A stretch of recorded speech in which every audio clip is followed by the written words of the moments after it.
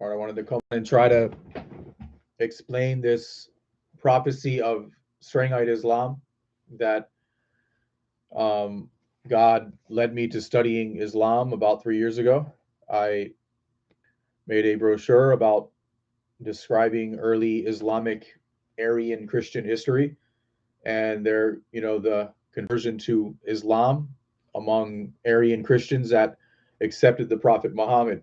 So they continued to be Christians, Unitarian Christians, for the first several hundred years of Islam, using um, Christian symbolism and things like that. So they were Arian Christians, and that study has gone on for the last 3 years, and God was guiding me all of this time. And I started to believe that the Prophet Muhammad was a Christian prophet and brought a real revelation of God through the Quran.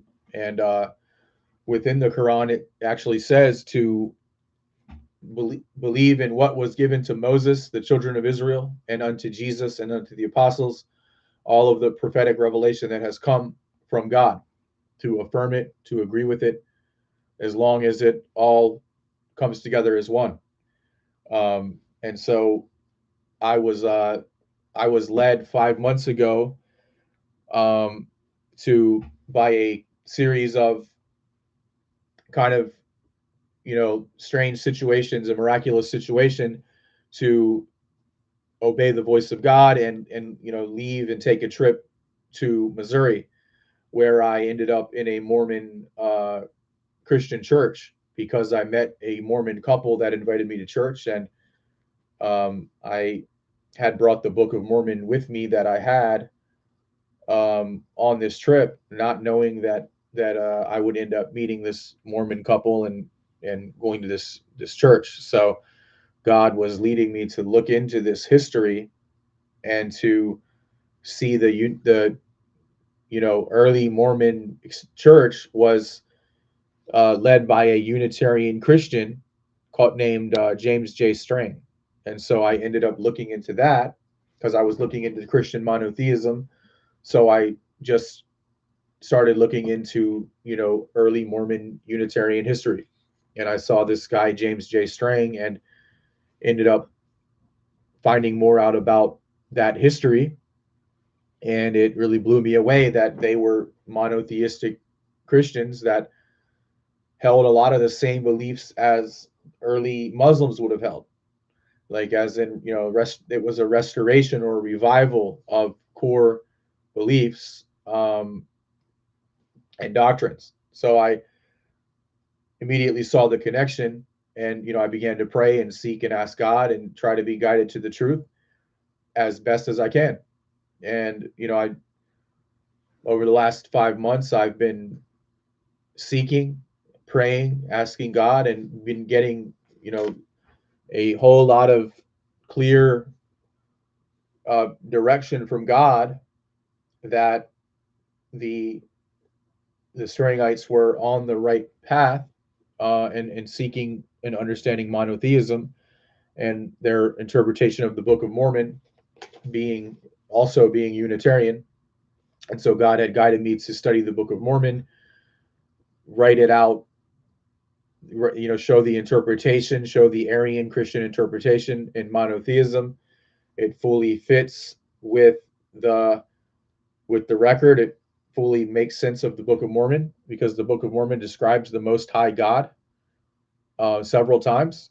So if there is a Most High God being described as separate from Jesus and from in the Spirit as a supreme being, then there's only one supreme God, and that would be the idea of monotheism. That would be the basis of monotheism. Would be that God the Father calls himself the Most High, and so although he was manifesting in Christ through Christ in the flesh, he remains the Most High. That's the thing. So God is always the Most High, as we can see in the painting in the vision that I had of Christ. When I was 19 years old, similar to Joseph Smith, I would pray and ask God and seek truth and seek answers. And I saw Jesus showing me the denominations and that they were all not complete, they were incomplete, and that he was standing up over this table full of the denominations, and I saw on the one side the Quran. And so he showed me that he was hidden within the Quran, and in the original festival of Eid al-Adha, which is the festival of sacrifice, where they actually sacrifice a lamb and disperse it to the poor.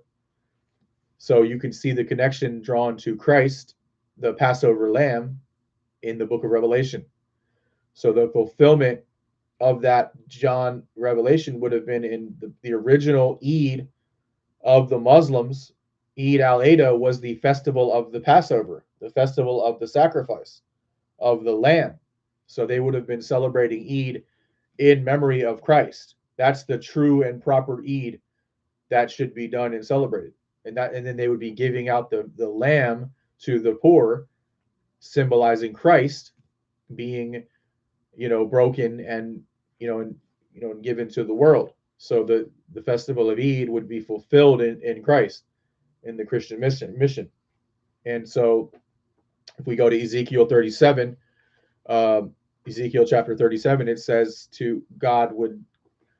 Ezekiel would combine the two sticks, the stick of Judah and the stick of Ephraim, which would be the Book of Mormon and the Book of the Law of the Lord. James J. Strang said this was the fulfillment of the two sticks coming together as one.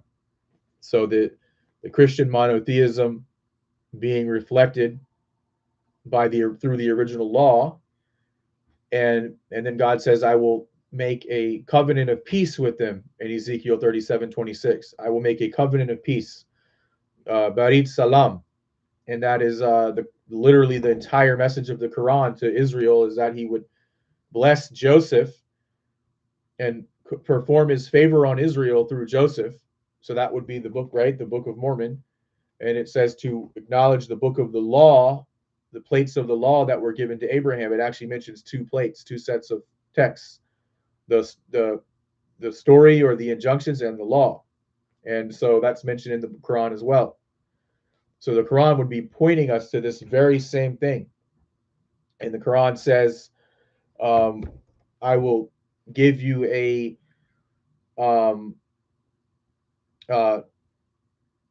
I will perform, or I will perfect Islam for you, or Muslim. They were called, Muslim, Musalam, which is those who accept Salam.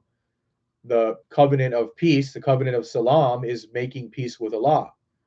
So when in Ezekiel 37, the covenant of peace would be God establishing the Quran to the followers of Jesus, Bani Israel, and that's the stick in his hand, standing on the covenant of peace. This is the covenant of peace. So Ezekiel 37:26, the prophecy is fulfilled in this alignment that I've been shown and that I've made, that God has guided me to. And so that would be the establishment of the covenant. And then the book of the law of the Lord would then be based on applying the law to the Messianic Islamic Church, to establish masjids, places of worship, to establish the family and bring order to God's system of peace and fruition to all people. God desires the healing of all the nations. So it's a root, like a root being planted to build a tree. God desires through Christ to heal all people in all of the world.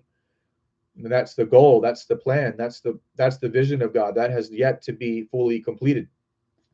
So we're all part of this process. Each piece has been planted, has been built, and the Quran requires these revelations as well. The Quran says, in Joseph and his brothers are signs for those who seek truth. So the Quran would point to all of this also, inshallah. So I pray that everyone may be guided and would consider and receive this message and pray about it, and let God guide your heart and your mind. And this is the law of the Lord given to James Jesse Strang after Joseph Smith passed away in 18 published in 1851. So around 1850 is when he was translating this. He says, "This is the book to whom this book of the laws of the Lord shall come." James J. Strang has the plates of the ancient book of the law of the Lord given to Moses. So he's claiming that these are the plates of the book of the law of the Lord given to Moses, um, from which he translated this law and has shown them unto us. We examine them with our eyes. The engravings are beautiful antique workmanship, bearing resemblance to the ancient Oriental language. And those from which the law of this book were translated are 18 in number, about 7 inches and 18 and 3/8 wide by 9 inches long, occasionally embellished with beautiful pictures. So, and these were the witnesses that saw the book of the law of the Lord. Witness James String translating these plates in 1850, and then combining the two together as one. And so the missing piece of all of this was the revelation of the Quran, was the acceptance of Islam. And so this is the completion of the work. May God bless.